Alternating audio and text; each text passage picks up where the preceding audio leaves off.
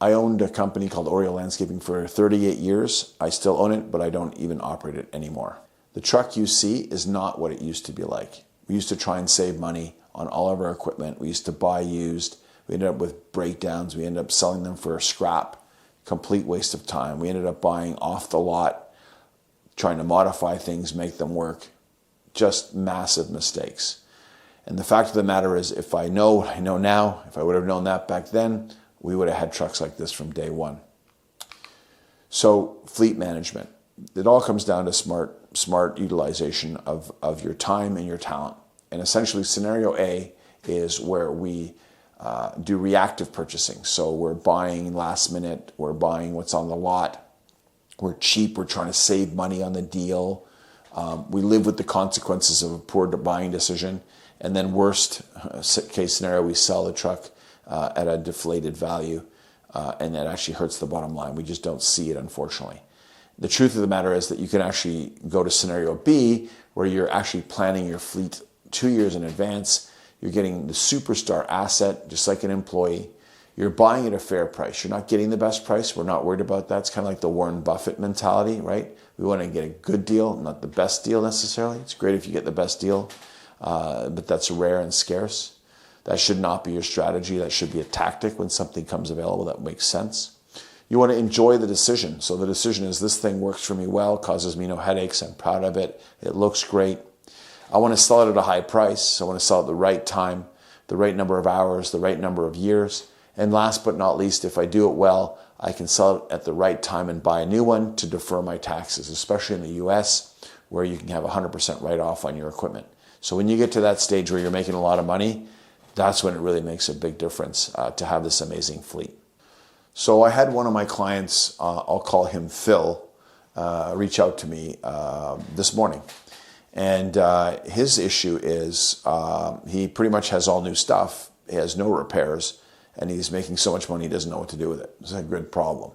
And the question is, what does he do? So what we did was we looked at his fleet, and we said, what's the oldest piece of equipment that you have that's maybe past generation? It's like a last sort of generation. And we decided to sell those and buy 2 new ones. That reduced his taxes. It obviously cost him money, but net he's going to be further ahead when you factor in the repairs and the downtime and all those other good things. And he's upgrading his fleet. So I would rather buy a new piece of equipment than pay taxes, for sure. It's a great place to be. It's an abundant mindset.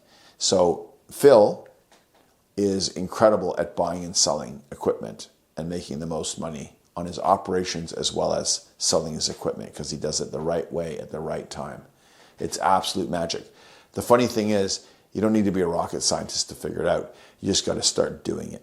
And most people are reactive. If we can get people to a proactive state, huge things will happen. Your life will change. It's really important to recognize that. This graph represents on the left-hand side 1% of smart equipment purchasing. On the right-hand side is the 99%. That fancy truck you saw earlier, that's because the triangle on the left was used to make the decision. I'll start with the top on the left. Cash flow. Cash flow is king. Can I afford the cash flow? Yes or no? If the answer is yes, I move to the next question. If I get in trouble, can I sell this thing easily and maybe take a small hit on it so I can afford the loss? Great, let's do that. If there's no downtime because I bought this piece of equipment, that's going to be huge. If it's highly effective and eliminates waste from waiting and gets people what they need in more time with less effort, it's worth it.